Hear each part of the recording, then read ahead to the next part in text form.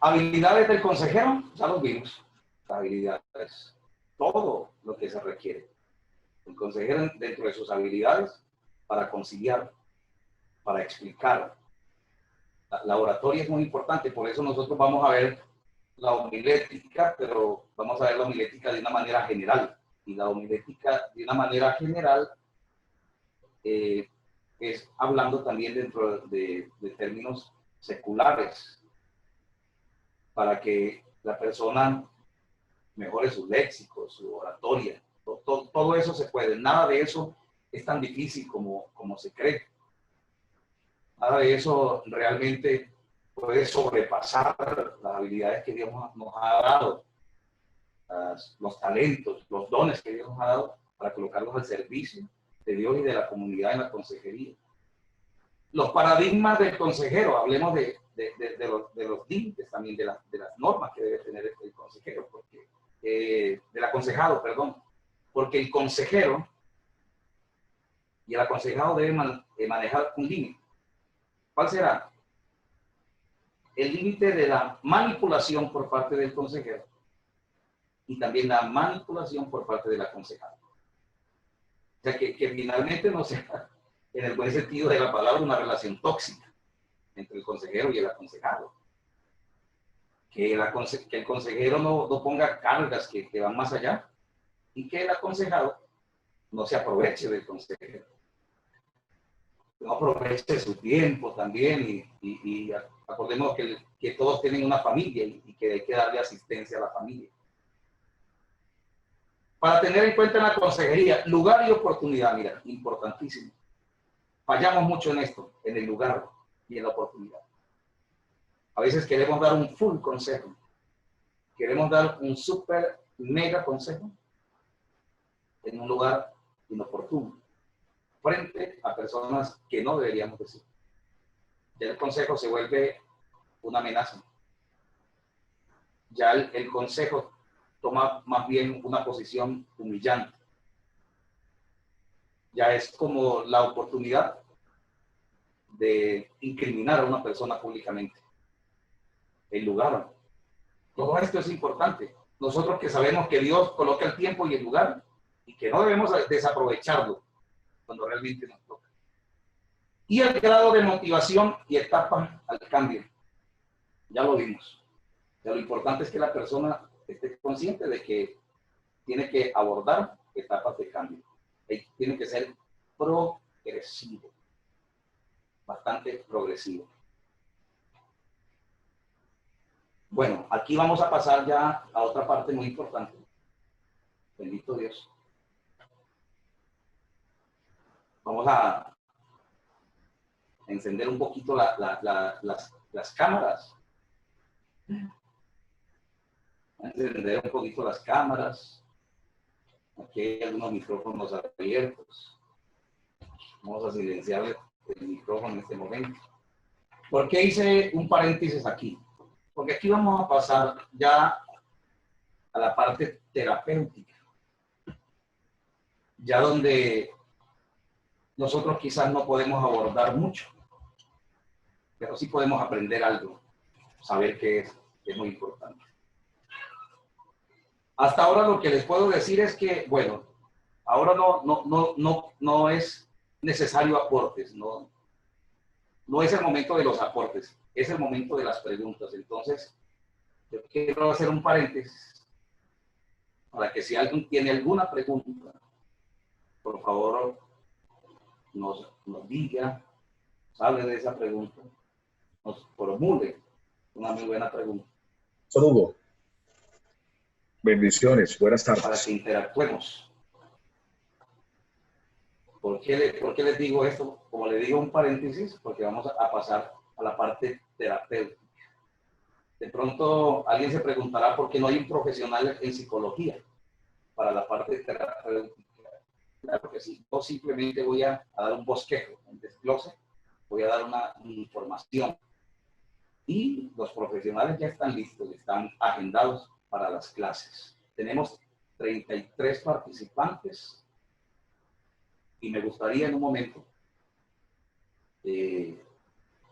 saber si alguien tiene alguna pregunta. Bien, pastor, bendiciones, buenas tardes. Amén, amén, buenas tardes. Pastor Hugo, mire, durante la charla usted habló, por ejemplo, lo que no debemos hacer como capellanes respecto a la consejería. Y usted sabe que, bueno, los que somos pastores recibimos cotidianamente personas afectadas con diferentes tipos de problemas. Pero, ¿qué hacer? Por ejemplo, ¿qué hacer en el caso que recibamos, por ejemplo, el caso de una niña o de un chico que ha sufrido violencia intrafamiliar o que ha sufrido un tipo de violación, por ejemplo? ¿Comprendes? Sí, Me imagino que tiene que haber una redirección como tal. Exactamente. Bueno, les voy a hablar de algo. Cuando nosotros tengamos un caso como este, de un muchacho, de una chica, de un niño, de un joven, pues debemos ser muy cuidadosos a la hora de escarbar la situación. Nosotros estamos para trabajar la parte actual, es decir, la persona llegó y nosotros deberíamos aconsejarlo en el momento que llega con la situación que trae. Yo soy consciente que atrás algo pasó. Lo que nosotros no debemos ir es atrás a tratar de recordarle cosas. Es más ético para nosotros preguntarle cómo se siente, qué parte emocional viene afectada, cómo se siente en el momento de esta situación, de lo que está pasando y en qué podríamos ayudarle ahí. Entonces, muy seguramente ella nos va a decir que está afectada, de que o el familiar o el tío, alguien realizó una acción que la dejó traumada, digamos así. Entonces, lo que nosotros vamos a trabajar es para que ella entre al perdón, para que trate de salir de esa situación, que aunque tiene unas marcas, trabajemos el presente. Ya no podemos cambiar esa situación. Ya realmente la situación se hizo efectiva. Se movió el tipo de agravante. Lo que nosotros tratamos es que ella salga de esa situación difícil ahora mismo. Sin que nos trate de contar, sin que nos trate de traer todo ese dolor nuevamente. Aunque lo va a hacer, pero que lo haga ella misma. No que nosotros vayamos allá a desmenuzar esa situación, hacer que esa situación le remueva el dolor a ella. No sé si le entendí, Pastor Javier. Perfecto. De pronto lo que yo quería llegar es ese tipo de personas afectadas con esos casos se pueden redireccionar a la justicia. Porque, o sea... Muy buena pregunta, Javier. Usted habló de nosotros tenemos límites y bueno, eso es comprensible. Esto se mueve en el campo espiritual. Sí. Pero hay temas que nosotros no podemos tocar. En el caso de una muchacha que fue violada o de una mamá o una esposa que está siendo maltratada exageradamente, ya nosotros llegan a nuestra oficina y nos dice qué hacer. Bien, nosotros la aconsejamos desde nuestra parte espiritual. Ajá. Del conocimiento bíblico, obviamente. Y de lo que trae en ese momento. Correcto, pero si ella nos dice qué hacer, voy a la justicia, no voy a la justicia, ahí es donde yo... Bueno, nosotros finalmente debemos tener el apoyo de los psicólogos, de los profesionales sociales. ¿Y por qué nosotros debemos tener ese apoyo? Para nosotros remitir a esa persona. No sé hasta qué punto sea tan ético que el pastor de la iglesia en ese momento remita a esa persona directamente a las autoridades. Yo pienso que debemos hacer la rutina, activar los campos que se deben activar. Protocolos. Bienestar, Pastor, bienestar uno tiene familiar, que ver. Un disculpe, pastor. Ya le contesto. Ya le contesto. Remitirlos como directamente a esas instituciones, esa es la palabra. Claro. Sí. A esas instituciones que tienen todos los procesos de familia para que ellos tomen posesión de ese problema. Es lo que se hace en el colegio. En el colegio hay una psicoorientadora y la psicoorientadora remite al bienestar familiar. Entonces, nosotros activemos esas líneas de atención, activemos esos contactos, esas coyunturas con bienestar familiar y con todas esas instituciones para que ellos hagan el debido proceso. ¿Quién más? Sí, porque nosotros como pastores, yo tengo entendido que tenemos unos procedimientos los cuales no podemos también involucrarnos en nuestra vida pastoral.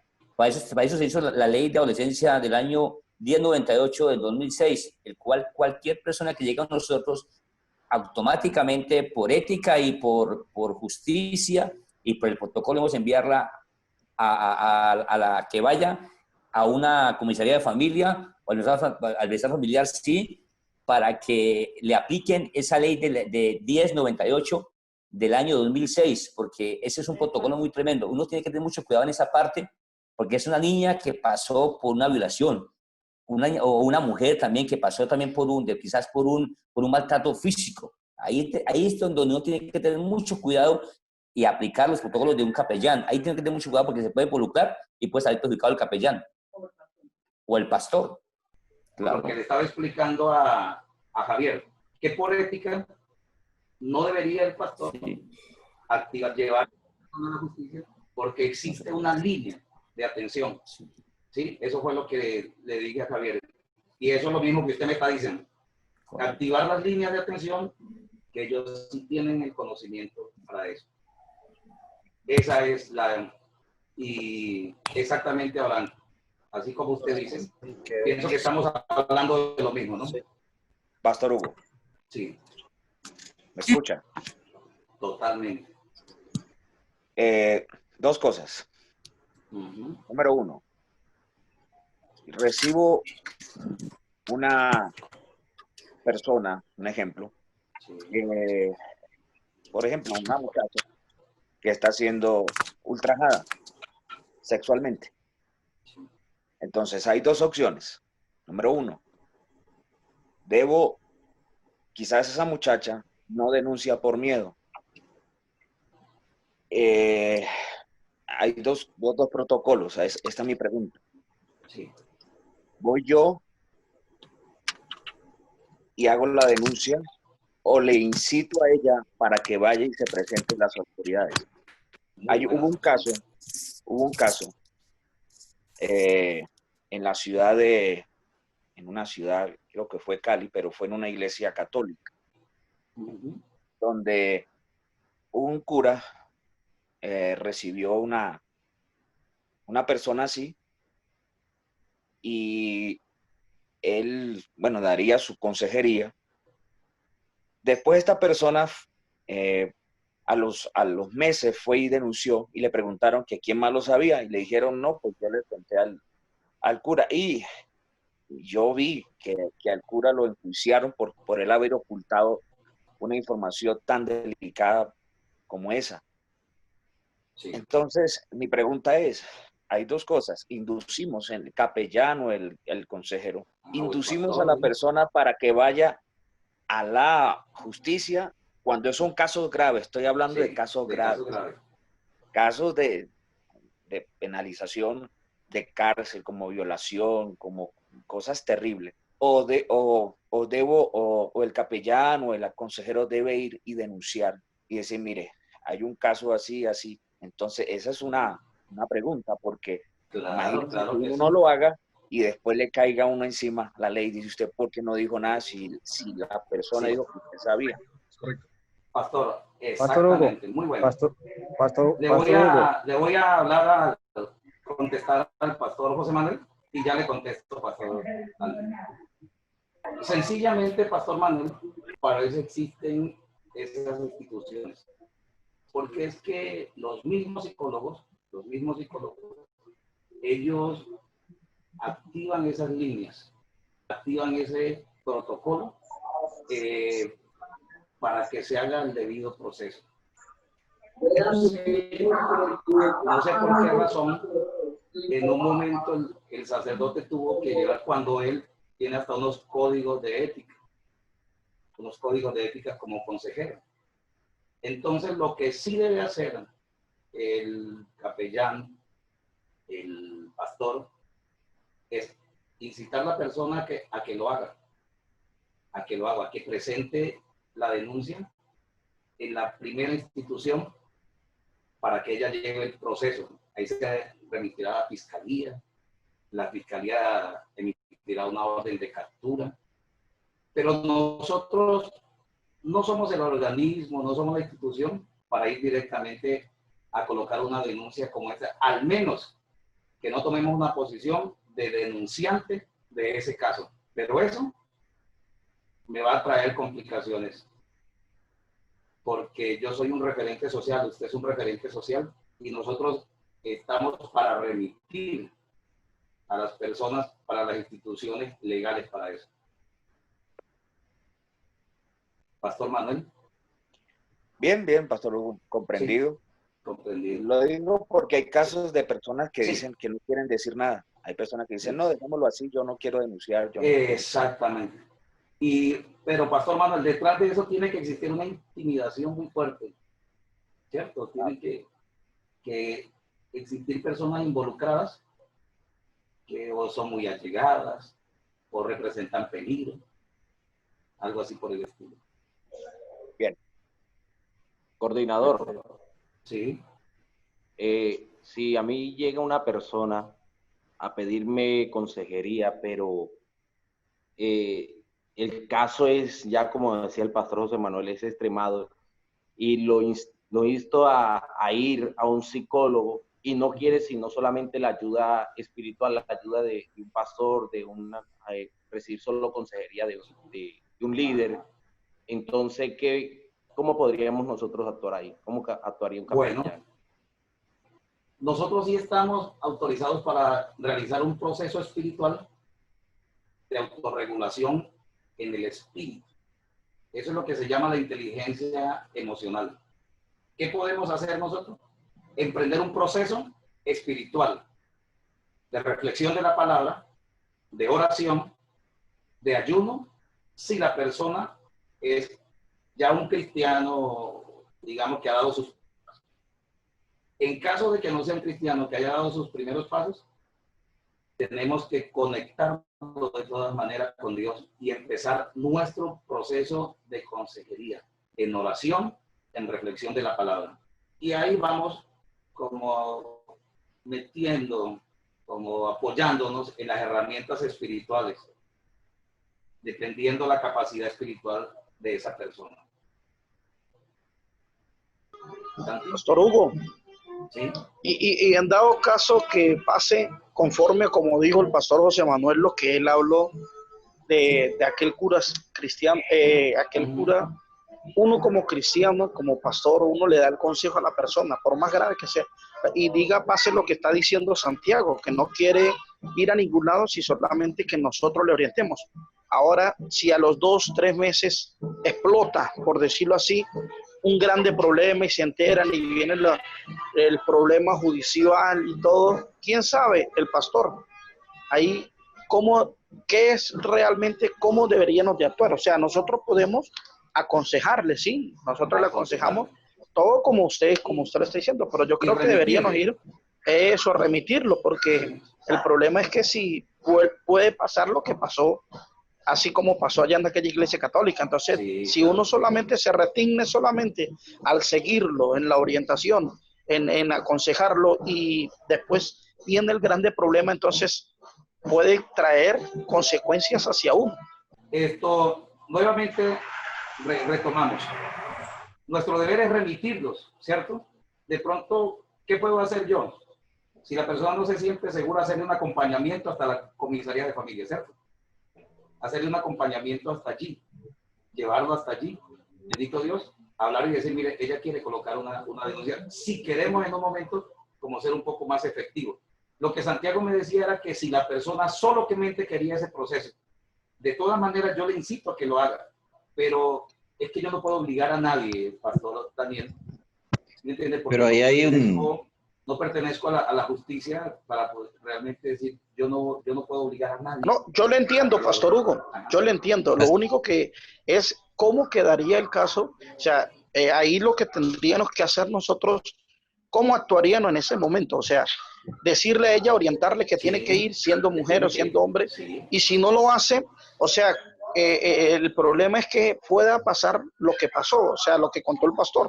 Entonces, ¿qué acontece? Podría traer un problema, ¿no? Entonces yo digo que siempre en el consejo, es lo que yo de repente puedo notar de todo lo que usted está hablando, decirle y afirmarle en varios momentos de que la estamos orientando que tiene que ir. En el momento que resulte el problema, nosotros le orientamos que usted tenía que ir, pero usted no quiso. Creo que es así, ¿no? Pues de alguna manera, si algo nos queda volando, esta clase no termina hoy. Y yo pienso que cuando hay una duda así como esta, nosotros deberíamos ir a fuentes más profundas y traerlas, ¿sí me entiende? Porque Pastor Hugo. ¿Sí?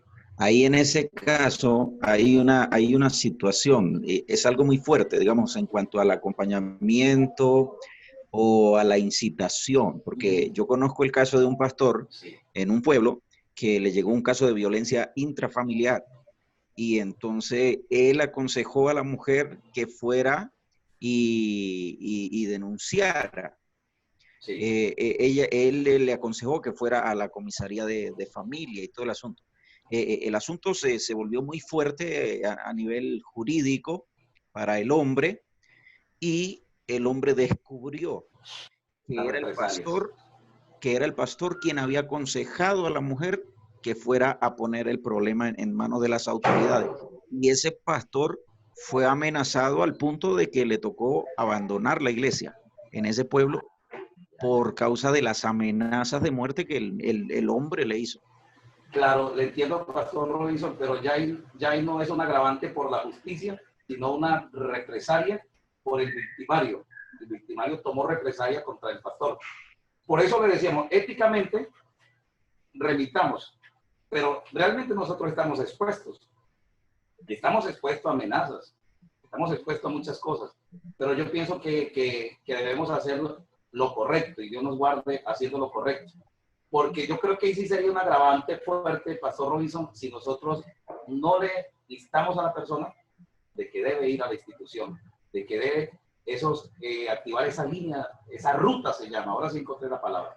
La palabra es una ruta. Encontré la palabra allí. La persona tiene que activar esa ruta, porque un psicólogo no va directamente cuando tiene un caso, cuando le llega un caso así, no va directamente a esos organismos como la fiscalía. Inmediatamente va primero a que se haga el proceso totalmente. Lo que dice el Pastor Robinson ya es un caso de represalia de parte del victimario que puede existir y que es muy complicado. Y caramba, sí necesitamos la ayuda de Dios en esto. Pastor Alirio, ahora sí lo atiendo. Sí, la hago de una vez. Espero el Pastor Alirio que está adelante. Vamos a hacerlo mientras el Pastor Alirio va hablando ahí. Con todo lo que, Pastor, buenas tardes, ¿no? A todos los pastores, Dios lo bendiga. Pastor Hugo, Dios lo bendiga también. Pastor, en el caso personal, yo tuve un caso personal, quiero contarlo rápidamente, y también con los aportes de los pastores, las preguntas de cada uno de los pastores. No sé si hice mal con lo que hice con la hermana, porque siempre uno les llegan los consejos, a veces son hasta las 3 de la mañana y pues llaman a uno por teléfono, la persona angustiada, indignada, y uno pues agarra el teléfono, ¿qué pasó, hermana? Cuénteme, y uno las escucha, y después con uno escucharlo ya ellos se sienten bien, y uno una palabrita y gloria a Dios. Pero me pasó un caso, no sé si hice bien, por lo que usted me ha traído la pregunta. Una hermana llevó a su mamá al hospital, y digo esto por lo que usted dijo al principio de la clase. Sí. La consejería, ¿cómo termina? ¿Negativa o positiva? Porque uno tiene que buscar la consejería que termine negativa, que termine positiva, pues. O sea, claro, que la persona salga beneficiada y que reciba, pues, ese aporte del consejo pastoral, sí, o de capellán, como nos estamos formando ahora.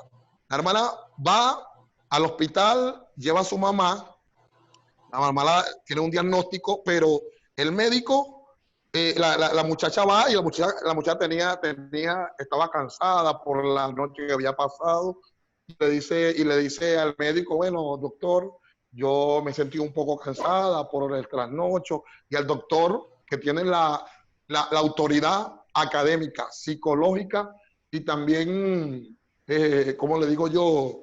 Y para diagnosticar cualquier tipo de enfermedad, tiene la autoridad porque se preparó para eso. Agarró a la muchacha sin hacerle un examen, sin hacerle ninguna revisión, simplemente le abrió los ojos, le vio las palmas de las manos, le dijo, saca la lengua, y le dijo, no, los síntomas que tú tienes, pues la mano lo que tenía era sueño. Los síntomas que tú tienes, es síntoma de esto, y tú tienes esto, y tú tienes esto. Y cuando la hermana llegó a la iglesia, lo primero que soltó fue el llanto, porque el médico le había dicho que ella estaba enferma, y ya no estaba enferma, lo que tenía era sueño. Y yo capté en la hermana que su mente es débil, ¿entiendes? Okay. Que su mente es débil, y yo le dije, bueno, hermano, vamos a orar, yo voy a orar por ti, y Dios va a hacer el milagro. ¿Tú crees que Dios va a hacer el milagro y te va a sanar? Me dijo, claro que sí, pastor, porque yo tengo fe. Ya, bueno, vamos a orar, gloria al Señor. Oré por ella, le dije, bueno, hermana, ya Dios le sanó, yo capté, ya Dios le sanó, pues yo capté que la hermana tenía la mente débil. Cuando ella vino, el siguiente día a la iglesia, yo le digo, uy, hermana, qué tremendo milagro hizo el Señor, mira cómo está usted, mira cómo se ve ahora, bien brillante, mira cómo, uy, cambió, hermana. Entonces la hermana me dijo, ¿verdad, pastor? Claro, hermana, mire cómo está usted, gloria al Señor, aleluya, tiene otro semblante. Uy, sí, pastor, verdad que me siento bien. O sea, el mismo médico en la consejería de la medicina enfermó a la hermana sin la hermana tener nada. Ah, bueno. Entonces lo que yo quiero decirles es cómo, o sea, hice bien o hice mal, porque yo capté en la hermana que tenía la mente débil, que porque el médico le dijo que estaba enferma, ella se enfermó. El médico le dijo que estaba enferma. ¿Entiendes? Pastor Johnny, claro que le entiendo. Bueno, no podemos dejar a un lado la fe y no podemos negar que la autoridad que tiene un pastor para orar, para declarar una palabra de sanidad, está registrada en la Biblia. No podemos dejar de un lado la fe de que usted haya orado, pastor Johnny, y esa mujer se haya sanado, o que a usted al orar la haya motivado desde lo profundo de sus emociones y ella se haya sentido sana, porque es que hay enfermedades psicosomáticas. ¿Cuáles son las enfermedades psicosomáticas? Son aquellas enfermedades que se producen en la mente y que tienen diagnósticos en el cuerpo. Psico, porque psico significa mente y soma significa cuerpo. Psicosomáticas. Los problemas, la enfermedad está mental, perdón. Ni la consejería, solo la astucia, usted puede discernir. Exactamente. Claro, eso. Exactamente. Eso es lo que le quiero decir yo al pastor, que no fue porque yo oré o Dios hizo un milagro, no. Yo sé que Dios, yo simplemente oré por ella, como para sacarla de duda. No, hermano, usted no tiene nada. Simplemente que vamos a orar para que Dios la sane. O sea, no es porque Dios hizo el milagro, sino que cuando ella viene el siguiente día, yo le digo. Entonces, por eso le estoy diciendo al pastor, como estamos haciendo preguntas, le digo, ¿hice bien o hice mal? Entonces, no sé si el pastor Hugo me está escuchando. ¿Hay algún pastor de los que está conectado que sabe algo de cuestiones de derecho? Sí, pregunto, ¿hay alguno de los que está conectado que esté estudiando derecho? Porque es que mi pregunta va a lo siguiente.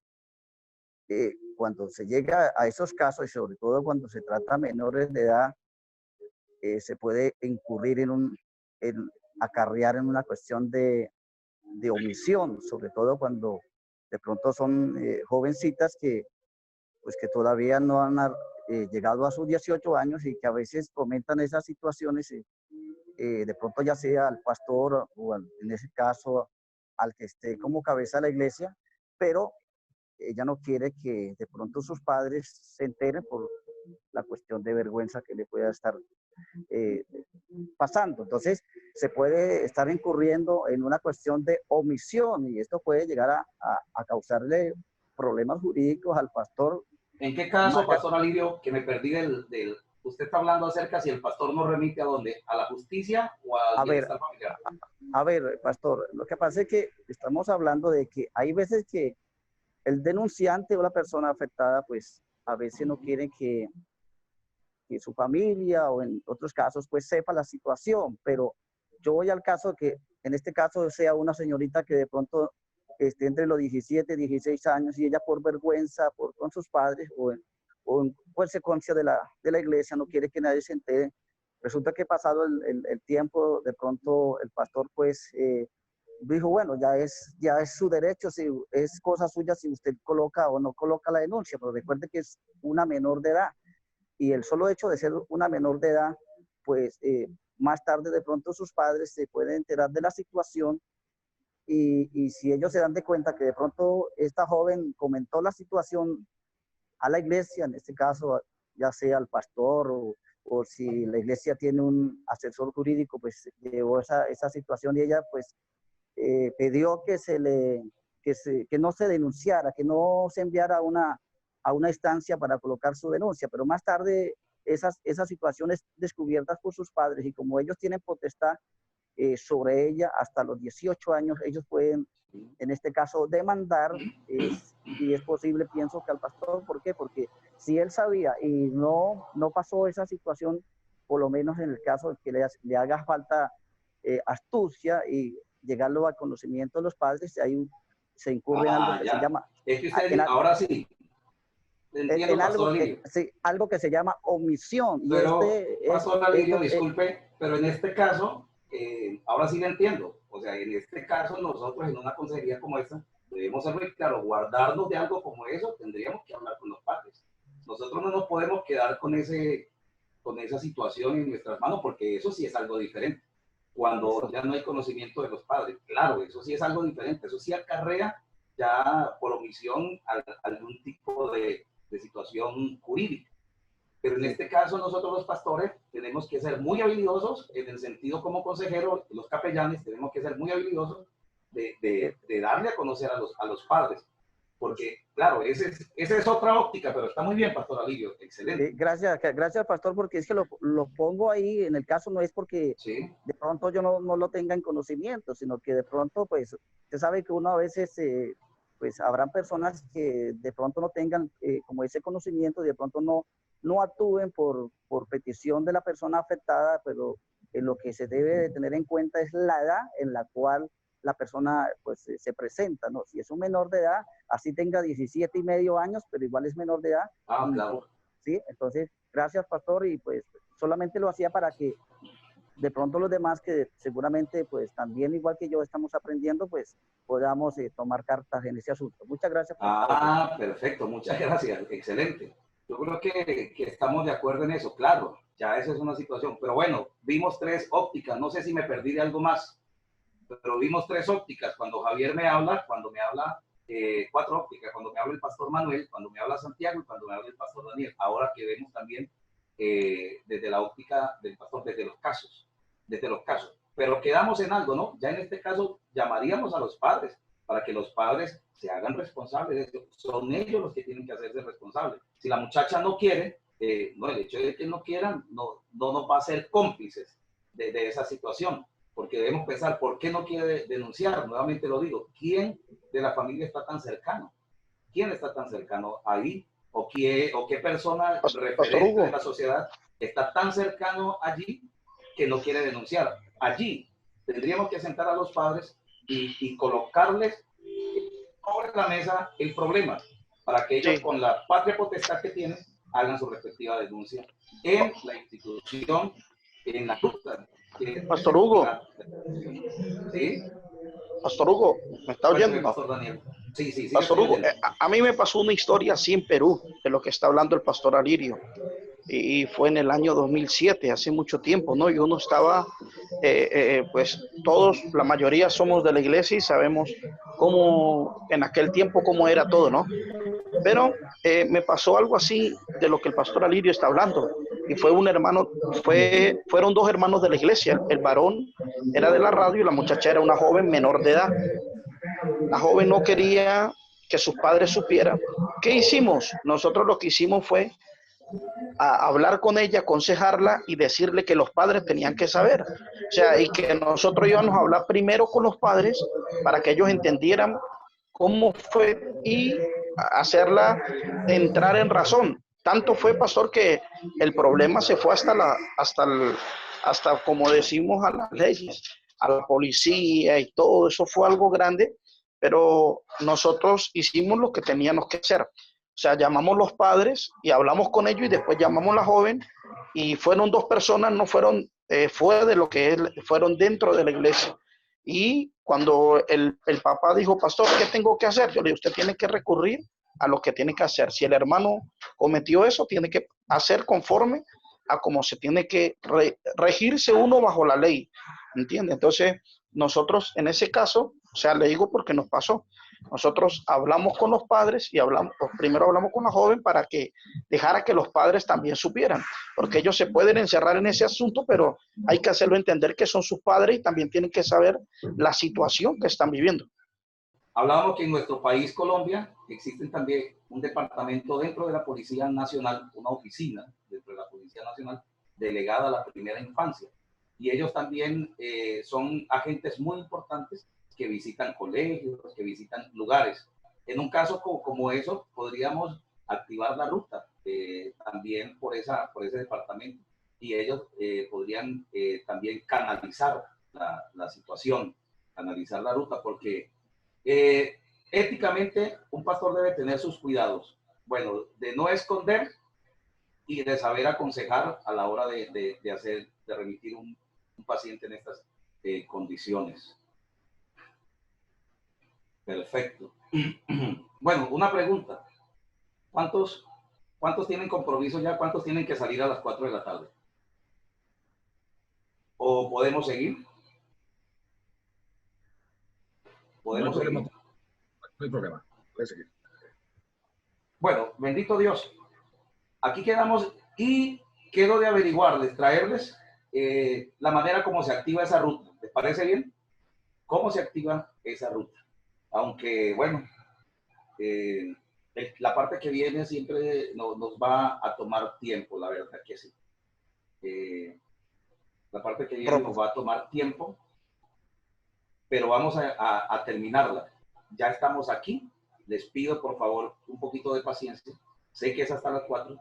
La vez pasada terminamos en 1 hora porque era introductorio, pero vamos a terminar ahora mismo aquí.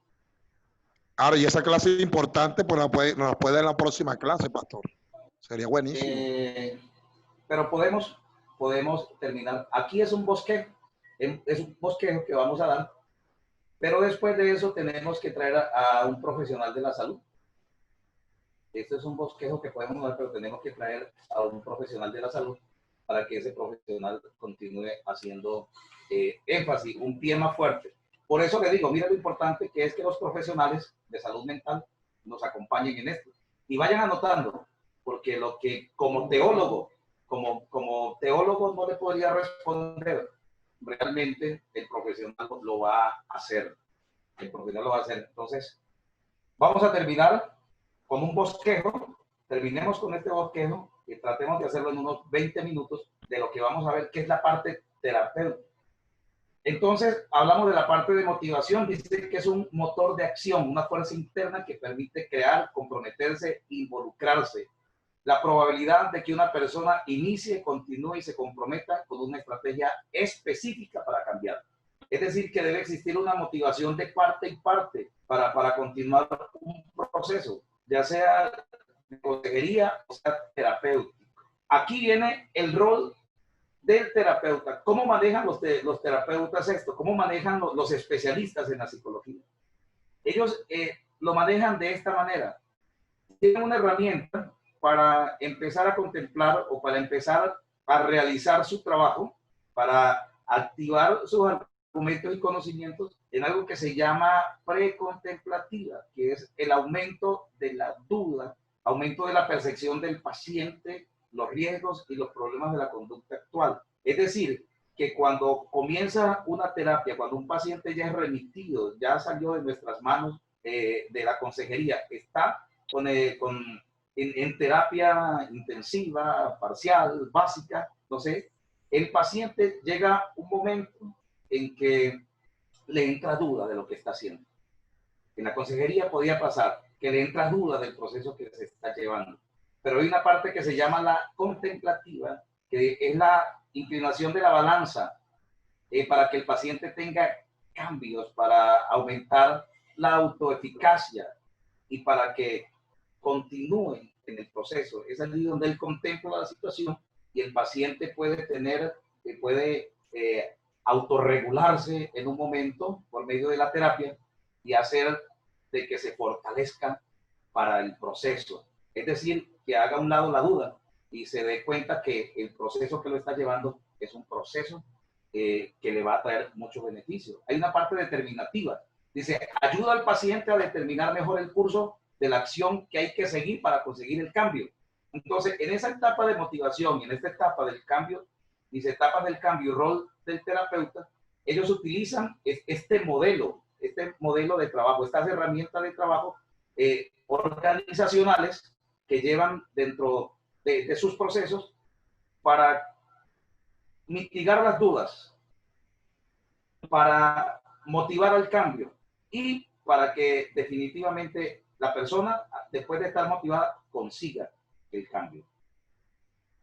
Hay unos factores, hay una herramienta que se llama el precede, y yo tengo por aquí, esos son herramientas que ellos utilizan, pero yo tengo por aquí que empecé a buscar realmente qué es el precede, y dice que son los factores, una herramienta donde hay varios diagnósticos, y dice que son los factores que ayudan a explicar la conducta. Por medio de estos factores, ellos pueden explicar, diagnosticar la conducta de una persona. Le hacen un diagnóstico social para ver la calidad de vida, un diagnóstico de epidemia para ver la salud de la persona, un diagnóstico de comportamiento y el ambiente de los estilos de vida, y también del comportamiento con el entorno, cómo está viviendo en su entorno.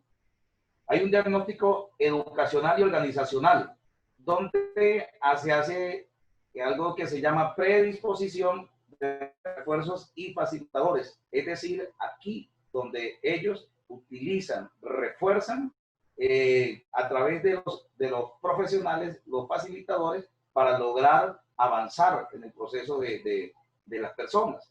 Un diagnóstico administrativo, que es promoción de la salud, la educación, las políticas y organización. Con este precede, así como es una sigla, precede, ellos empiezan a explicar las conductas de las personas. Ellos así diagnostican. Nosotros no podemos diagnosticar.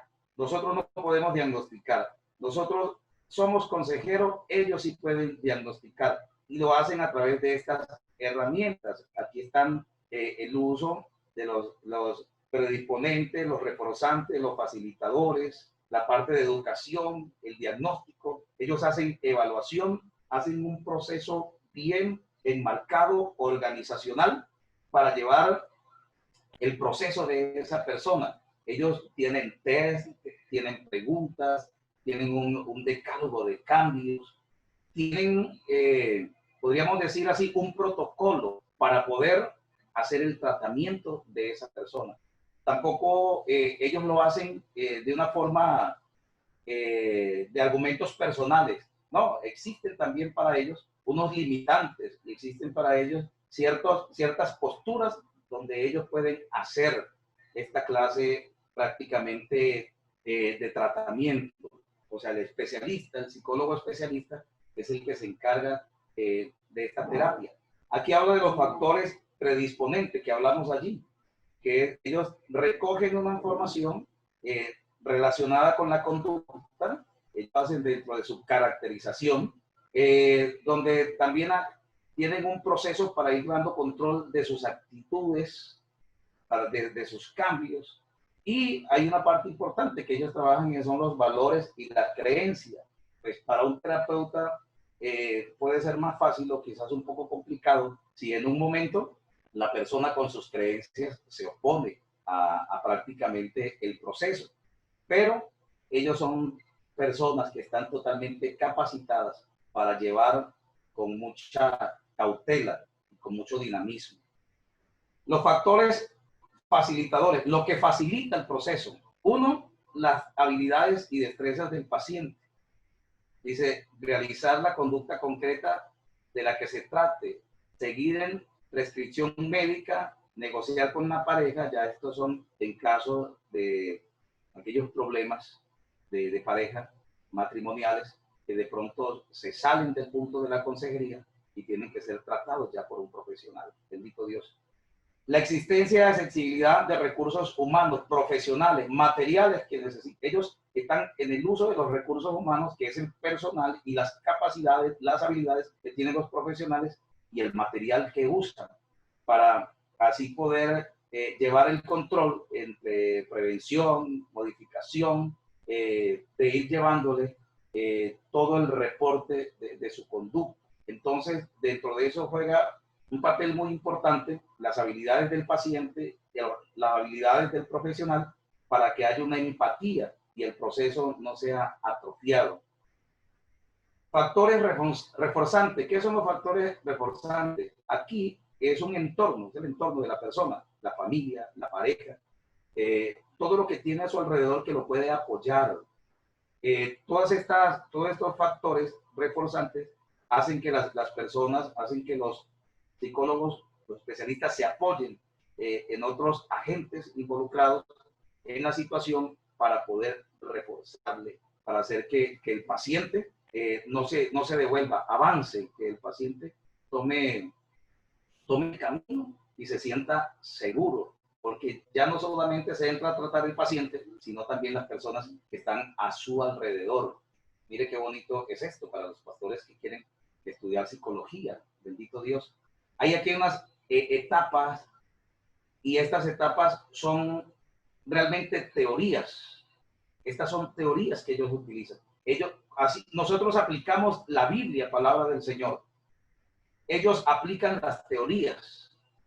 Mientras nosotros aplicamos versículos bíblicos, ellos aplican las teorías sobre las cuales se apoyan. Por ejemplo, esta teoría, o chasca. El modelo transteórico del cambio surge con el objetivo de comprender cómo se produce el cambio de una persona ante una determinada conducta adictiva. Se llama así porque quienes elaboran esta teoría son dos psicólogos, y esta teoría tiene el nombre o el apellido de ese psicólogo. Dos psicólogos, Carlos de Clementi, en 1982, ellos entran y hacen sus estudios, sus investigaciones, lanzan estas teorías para hacer que las personas puedan comprender el cambio. Dice, cómo se produce el cambio de una persona ante una determinada conducta adictiva. Habla de adicciones. Hay un decálogo de petición de cambios que ellos también utilizan. O sea, es como un formato, es como un código, si ya dijimos un código, pero como un formato donde también se activan unos puntos importantes que van paso a paso, que ellos van aplicando paso a paso para que el paciente se vaya siendo procesado por cada uno de esos puntos y al final tengan pues el cambio que ellos están esperando. Entonces vamos a mirar el decálogo de petición. Dice, nos puede ayudar a intervenir a nivel individual una vez realizado el diagnóstico precede. Cuando ellos realizan este diagnóstico, ya están utilizando un decálogo de cambios. Ya sabemos que es el precede de los diagnósticos, la calidad de vida, la salud y todos esos factores importantes que ellos manejan y trabajan. Es decir, que mientras nosotros trabajamos con la palabra de Dios, ellos tienen teorías. Mientras a nosotros nos respalda la palabra de Dios, a ellos los respaldan las teorías. Entonces, ya sabemos que el decálogo de petición de cambios ayuda a intervenir a la persona una vez realizado el diagnóstico precede. Después de ese diagnóstico, ellos aplican entonces el decálogo de cambios. Vamos entonces a devolvernos a nuestro módulo para que así ustedes entiendan lo que dice esta diapositiva.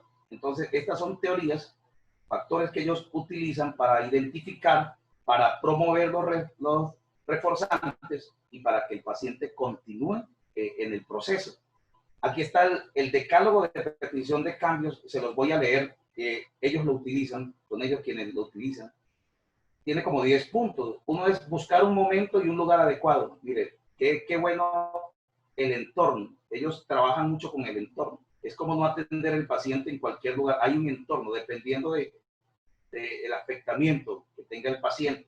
Pedir solamente un cambio a la vez. Ellos van motivando a la persona al cambio y focalizan un cambio, por ejemplo, de pronto la conducta, el carácter, y ellos empiezan a trabajar con esa primera parte. Vamos a modificar, vamos a trabajar para que modifiques el comportamiento, la parte conductual.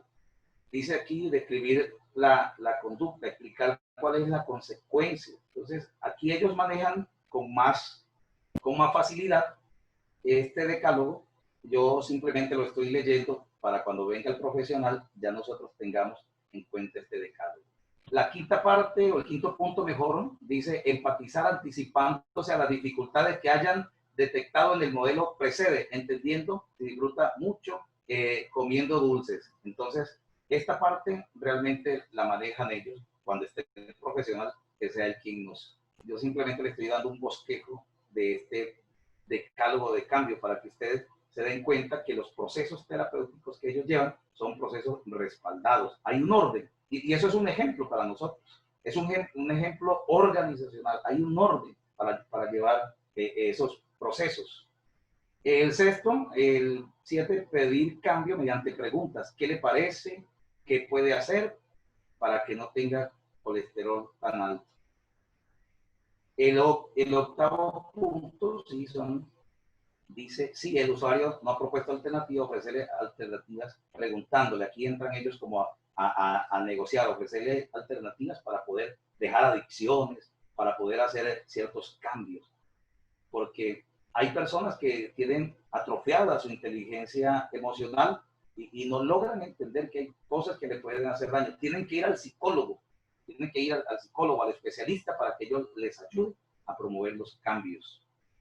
Establecimiento de un acuerdo con el usuario con respecto a la alternativa de cambio elegida. Se hacen unos acuerdos. Entre ellos hacen un acuerdo. Entre ellos realizan un esquema y un control de acuerdos en las adicciones. Por ejemplo, si es el celular, hasta qué hora puede utilizar el celular, cuándo no puede usarlo. Si es adicto a la televisión, se llegan a unos cambios, a unos negocios, y ellos le hacen un cronograma de actividades. Hasta aquí usted puede hacer esta actividad. De aquí en adelante comienza a hacer esta otra. Aquí es la hora, digamos, del baño. Esta es la hora del almuerzo. No puede juntar, no puede mezclar las actividades. Vamos haciéndolo para empezar a hacerle una ruta y ellos vayan tomando un hábito y puedan salir de ciertas adicciones. Seguimiento y evaluación, consideración de apoyo metodológicos y emocionales. El usuario va a necesitar para llevar a cabo esta conducta. Los seguimientos. Ellos hacen un seguimiento, como les decía, utilizando una metodología para que el usuario pueda regular su conducta frente a la situación que esté viviendo. Temas de consejería, salud sexual y reproductiva, adolescencia, en funciones familiares, en cómo organizarse frente a un problema de salud, promoción de hábitos y estilos de vida saludable. Esto va a ser muy importante para nosotros. Les dejo este abrebocas y aquí nuestro director nos deja el contacto y nos dice gracias por su atención. Creo que yo aquí le robé la N. Gracias por su atención. Entonces, esa parte terapéutica debe ser tratada. Esto es un bosquejo muy corto de lo que está allí escrito, que no quise dejárselos por fuera de todos los argumentos que tenemos y terminar la clase, bendito Dios, terminar la clase con éxito en esta tarde. Tengo algunos correos, no llegan los materiales, entonces vamos a activar esta ruta, nosotros también, hablemos de rutas. Llega al grupo el material, usted lo puede enviar, abra su correo dentro del celular y desde el grupo envía su correo electrónico el material a los que no le han llegado. Y a quienes le llegaron tranquilamente y si quieren enviarme el correo, con mucho gusto, pero en caso de que estén los correos de alguna manera mal registrados, de pronto el diccionario del celular nos hace una mala jugada, entonces a veces no no escribimos bien, no sé por qué rebotan, a veces rectificamos. Entonces, no se quede allí solamente esperando, o al menos que modifique el correo y me lo envíe luego correo, tómelo y envíelo a su correo y no perdamos este material tan bueno que tenemos aquí. Entonces, por hoy hemos terminado. ¿Me están escuchando bien? ¿Alguien levantó la manito? ¿Y es que? Sí, te escuchamos bien. Andrés está bien. Andrés ahora está llegando. Okay. Bueno, el internet nos sigue molestando un poquito. ¿Todos me están escuchando todavía? Sí, sí. Listo, estamos escuchando. Sí, sí se le escucha. No los escucho otra vez. Siempre están hablando y no los escucho. Y le estamos oyendo. Bueno, bendito sea el Señor. Hemos llegado ya a la parte final hoy. Bendito Dios.